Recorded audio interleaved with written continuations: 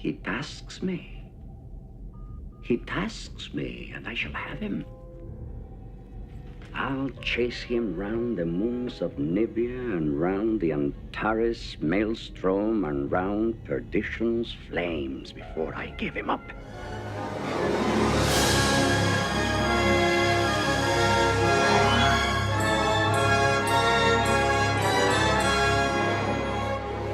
There's no shortage of good, or at least watchable, Star Trek movies from the last century.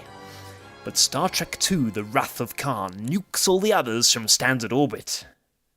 The film represents a Warp 5 departure from its ponderous predecessor, whose 132 minutes amount to little more than Enterprise enters the iTunes visualizer, Spock plays minigolf, and Decker gets a sex bot, and which could be used in lieu of a general anaesthetic. Khan, by contrast, sees Gene Roddenberry and his hippie commie hogwash shoved aside in favour of militaristic awesomeness, superb pacing, balls-out action and meaningful drama. 35 years on, it remains the yardstick by which all other big-screen Trek is judged, and, aside from The Voyage Home, probably the only film in the franchise non-fans can enjoy. Well, enjoy without being hypnotised by lens flares. Can't believe I bought both Abrams movies on DVD. I was going to do a video on Star Trek 3, a less obvious choice and a little underrated, and I still plan to eventually. But when I rewatched Khan in preparation, I realised that, like Barclay with access to a Troy's Gone Wild simulation, I couldn't leave it alone. It's a proper film, wherein, as with all top-tier Trek, the space exploration stuff is coupled with some serious inner exploration. And it's aged a lot better than... there go my jokes about whale probes. Anyway, we commence the carnage with young coked-up Kirstie Alley, aka Lieutenant Savick, unexpectedly occupying Kirk's usual chair. Receiving a distress call from the Kobayashi Maru, a stricken freighter evidently crewed by British lovies, This is the Kobayashi Maru. Savick attempts to rescue those on board, and promptly gets her shit pushed in by the Klingons, killing everyone around her and losing the ship. Turns out, of course, the ship ain't real, and having seasoned officers engage in overdramatic death acting is how Starfleet prepares its cadets for active duty. Seems reasonable, actually. Go Starfleet! Having brushed off Savick's whining about the test being unfair, an oddly glum Kirk shovels some more coal on the foreshadowing fire, Aren't you dead? and casually checks out Vakman's ass before we learn the apparent reason for the aforementioned mopery. It's his birthday, and some old Dickens won't compensate for him getting too old for Dickin. Hi, it's me, Peter. You may be wondering what I'm doing in a library. Back at his comfy apartment, which doubtless smells of rich mahogany, he gets a house call from Bones, whose B-Day gift of Grandpa specs is even more poorly received than Spock's book. Damn it, Jim, he's a doctor, not a dispensing optician. Appalled at the absolute state of his friend, the doc quickly identifies the real problem, the Sadmiral's boring-ass desk job, and literally urges him to trek himself before he wrecks himself. Get back your command. Get it back before you turn into part of this collection. Before you really do grow old. Or order some green hookers, whatever works. Meanwhile, on board the USS Reliant, Chekhov, serving as first officer, is engaged in a search for a lifeless planet, an empty vessel, if you will, for a scientific project called Genesis. The crew have found a likely candidate, but an anomalous energy reading prompts them to call the project lead, Dr. Marcus, who insists they check it out. Marcus, it transpires, has a curly-mulleted son and used to hang out with someone whose name rhymes with Games Burke, and you've got to wonder if this is going to pay off later on. As she heads for the gender-neutral space loo, Chekhov and Captain Terrell beam down to the surface of their decidedly shitty planet and follow the beeps to the source, a knackered old Airstream trailer. Inside, they find a surprising lack of pregnant Darlenes, and continue to act as if they've never seen a horror film in their lives, until Chekhov spies a buckle. Botany Bay. Botany Bay. Oh no. Terrified at the prospect of meeting space Australians, the duo exit Sharpish, only to be confronted by the Sand People. What did Obi-Wan say about travelling wastes? Back in the trailer, we discover the Sand People are actually a large Swedish rock group clad entirely in derelict. A way of life inspired by the very homeless, the vagrants, the crack whores that make this wonderful city so unique. And leading these grubby-faced, genetically engineered Nordic misfits? A Mr. Khan, who helpfully explains to Tyrell that he and the others were exiled to Dubai 15 years earlier by that Kirk fellow again. And damn, Ricardo Montalban is awesome. You lie! In Ceti Alpha 5 there was life. A fair chance. This is Ceti Alpha 5! Turns out Ceti Alpha 6 exploded, as planets are wont to do, and everything went to shit and Mrs. Khan died and it's all Kirk's fault. And in fairness, someone at Starfleet seems to have dropped the ball. Instead of lawyering up though, Khan opts for the bloody revenge approach, beginning by outfitting his captives with horrifying earworms. Oh, nigga, man, you washed up. Young Savage, man, I got my car washed up. Put up on a motherfucking Generation Z!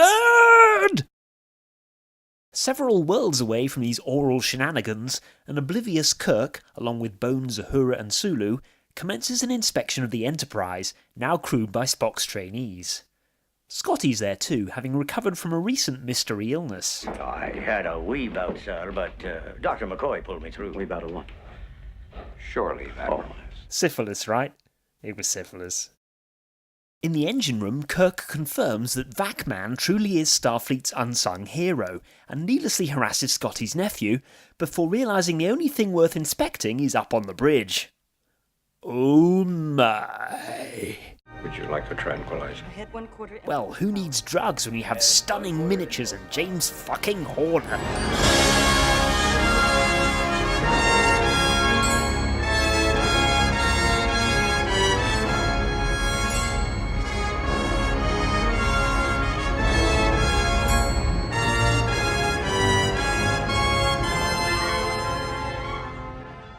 As they embark on a gay cruise, Mr. Sulu, you may indulge yourself. over at Far Out Science Inc., the Marcuses get Skyped by a zombified Mr. C, who states that, in a change of plan, he's coming to take Genesis away, haha.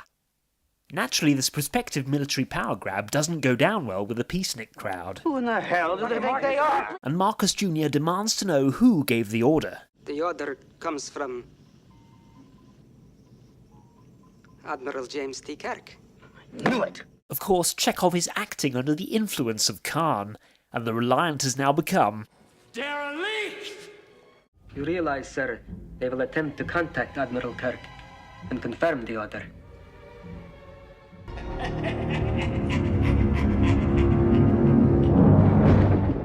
After a verbal quickie in the lift with Savick, Kirk does indeed receive a transmission from Dr. Marcus, which is mysteriously cut off. Ordered to investigate, since they're the only ship in the quadrant, he seeks out Spock, who insists the Admiral take command, needs the many and all that, and echoes McCoy's earlier assessment that he's wasted out of the captain's chair. In both senses, probably. You're my superior officer. You are also my friend. I have been, and always shall be yours. He therefore heads to the bridge to make it so. I know that none of you were expecting this. I'm sorry. I'm going to have to ask you to grow up a little bit sooner than you expected. What fives? So much for the little trading cruise. America! En route to the Lady Dock, we finally learn, via some landmark CGI, what Genesis is, a project to develop a nifty torpedo-sized terraforming device. Spock is intrigued. Fascinating. But Bones can't help noticing the obvious downside. What if this thing were used where life already exists? It would destroy such life in favor of its new matrix. It's new matrix. Logic suggests. Logic? My God, the man's talking about logic. We're talking about universal Armageddon. You green-blooded inhuman.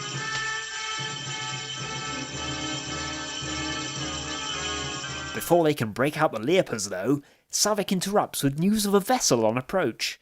Guess who?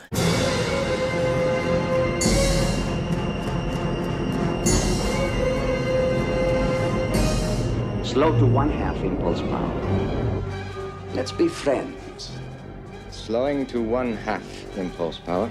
While Kirk and co. puzzle over the Reliant's unorthodox unresponsiveness, Khan, on the brink of bagging his white whale after 15 years, savours the moment.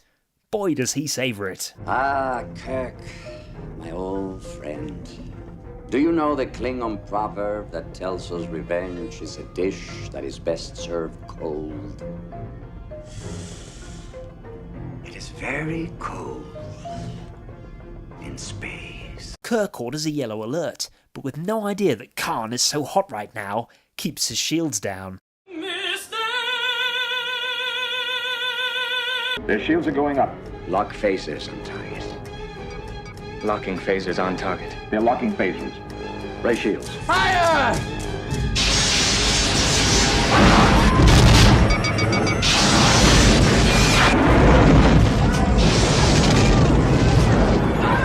The Enterprise gets pounded harder than a Poundland product being pummeled with a price gun, and then, to add insult to massive injury... Admiral, the commander of the Reliant is signaling. He wishes to discuss terms of our surrender.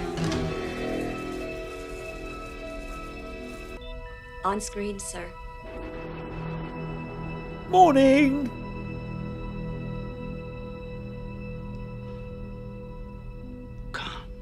You still remember, Admiral. I cannot help but be touched. So begins one of the finest face-offs in cinema, the two men's physical separation diminishing its intensity not one iota. Khan just wants to gloat before lobbing the last harpoon, but Kirk proposes having himself beamed over to spare the others. Khan says sure, but he'll also take all their info on Genesis. Genesis, what's that? Don't insult my intelligence, Kirk. Seemingly out of options, the Admiral requests some time to search the hard drive, and is given a minute to do so. Instead of the Genesis promo, though, he has Team Vulcan look up Reliant's wireless password. Runner 4567? Assuming he hasn't changed the combination. He's quite intelligent. But the sartorially fearless Superman has been too busy pairing Starfleet tunics with stripper cardigans, so the Putin maneuver pays off. Here it comes. Sir, our shields are dropping. Raise them! I can't!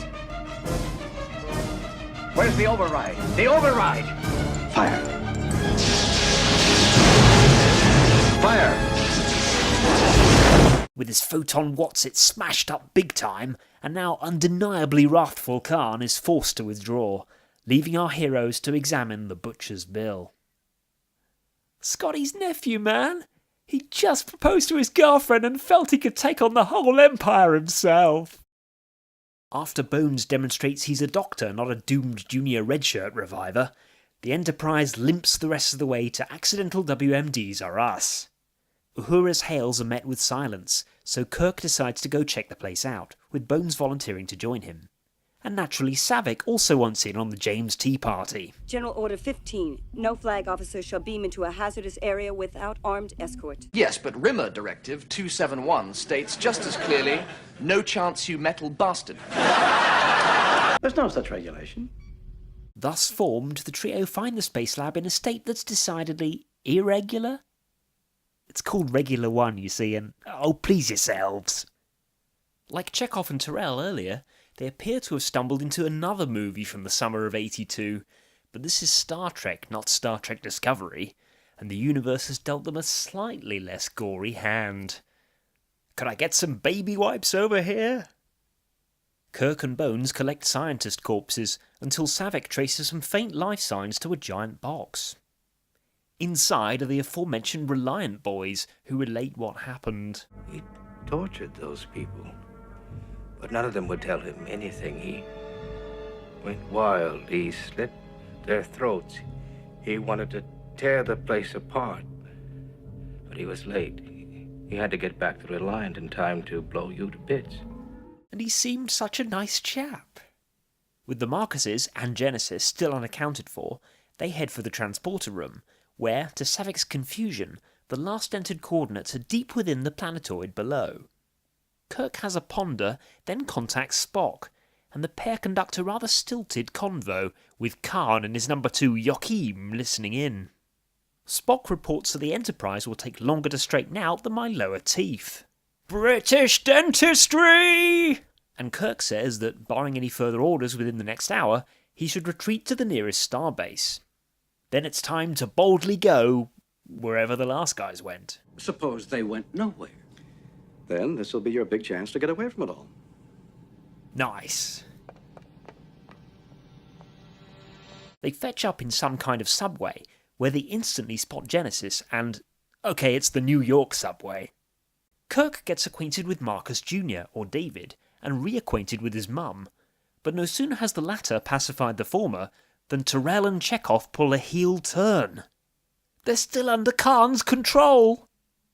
Savick saves David at the expense of another unfortunate scientist. Then shit gets really real. Kill Admiral Kirk.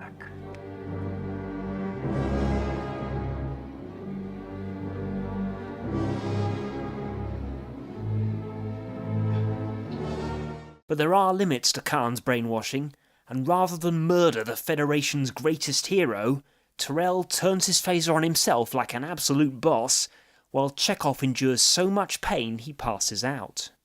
Kirk wastes no time in frying the Russian's earworm, first contact be damned, before giving his nemesis an earful of a different kind. Khan bloodsucker.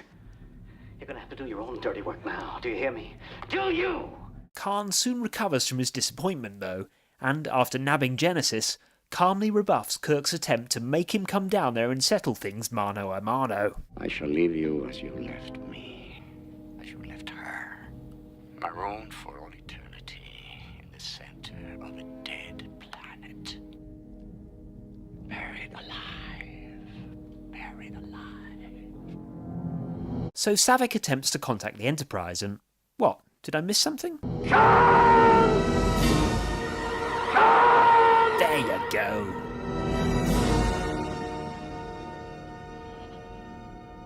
Apparently abandoned, the surviving tunnel occupants occupy themselves in various ways. Chekhov has a serious think about calling the number for that truck driving school. David takes Bones and Savick to see his mother's Genesis cave, titty ye not, and Kirk and said mother enjoy a long overdue catch-up chat. Oh my god, David's his son! Who could have... okay, it was pretty obvious. Kirk says he feels old and worn out, so Dr. M figures he could also benefit from having a peep at her underground garden. Can I cook or can't I? I got an award for Norway. As the Admiral partakes of a protomata Pippin, Savick asks what he did during the Kobayashi Maru test. The answer? He hacked the simulator so he could win. I don't like to lose. Then you never faced that situation.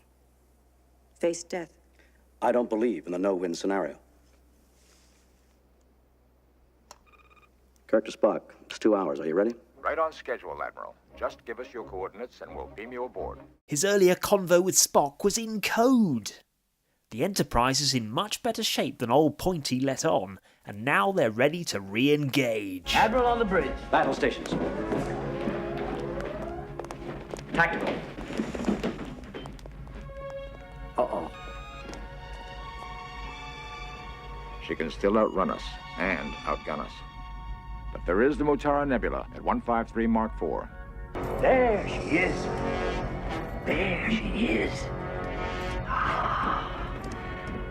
Not so wounded as we were led to believe. So much the better. They gun it towards that handy nebula, with the Reliant in hot pursuit. Khan tries to persuade them to change course, without success. He wants to keep after them anyway, but Joachim says they... Daren't follow them into the nebula, sir. Our shields would be useless. Kirk knows his man, though, and some pointed bants soon see Khan resume the revengeing. Khan, I'm laughing at the superior intellect. Full impulse power. I'll say this for him, he's consistent. Inside the magic space storm, both crews find themselves sans shields or sensors, and with their view screens revealing about as much as a scrambled 90s porn channel. I would imagine. They bugger about to no effect, until suddenly... Face of starboard!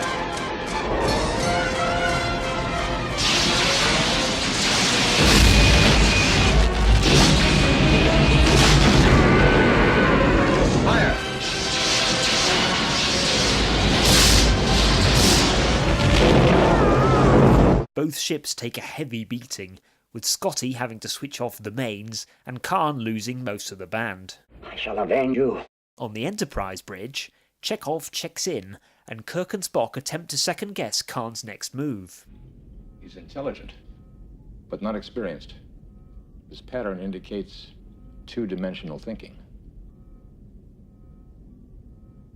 Z-minus 10,000 meters. Stand by photon torpedoes.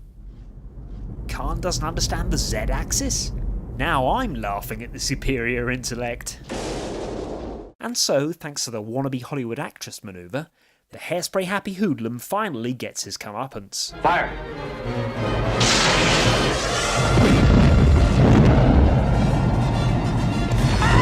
Fire!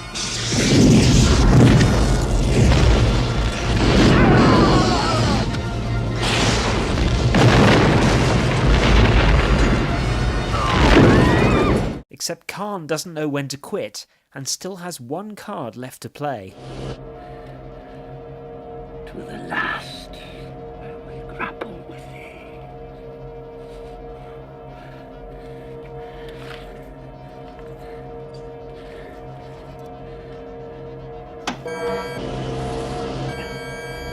It's the Genesis wave. What? They're on a build-up to detonation. How soon? Encoded 4 minutes. We'll beam aboard and stop it. You can't. Scotty, I need warp speed in 3 minutes or we're all dead. But Scotty's still recovering from being Fukushima'd, and re-entering the reactor room is a guaranteed death sentence.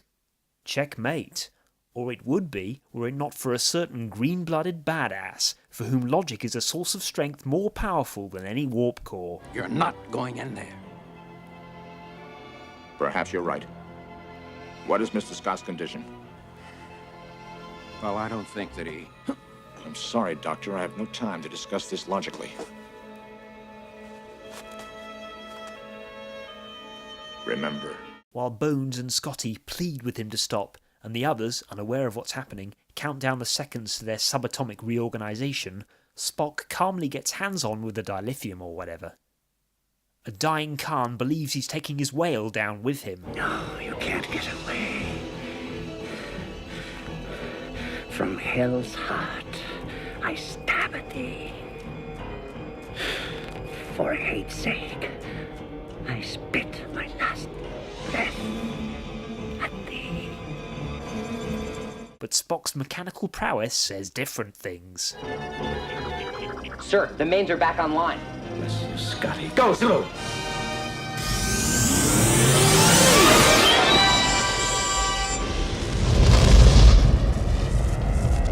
For those on the bridge, the mood is one of relief mixed with wonder at the new world forming in front of their eyes, until Kirk puts in a congratulatory call to the engine room. Jim, I think you better get down here. Bones? Better hurry. No! You'll flood the whole compartment. He'll die. He's dead already. What follows is simply one of the greatest death scenes ever committed to film. How can I possibly do it justice? Don't grieve, Admiral. It is logical. The needs of the many outweigh the needs of the few. Or the one. Spock breathes his last, having beaten his own Kobayashi Maru test. So we proceed to his funeral, where Kirk struggles to hold it together. Of my friend, I can only say this.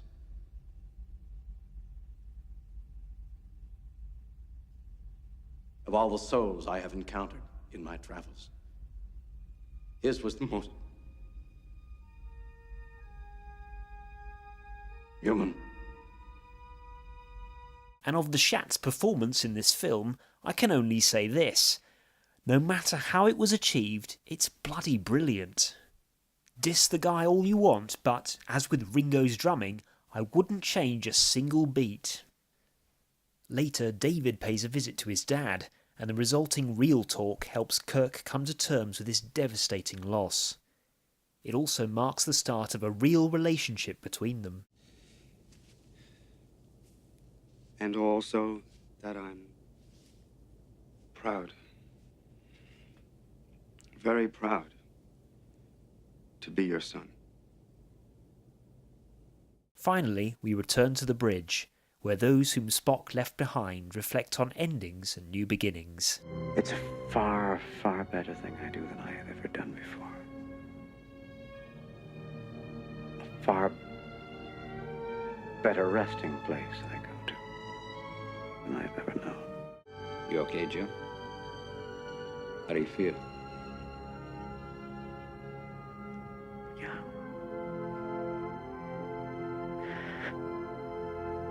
I feel young. And as for me, I feel thoroughly satisfied after gorging on a feast of Trekkie goodness. It was indeed the best of times, and the word is most assuredly given. Warp speed! Brother, get ready!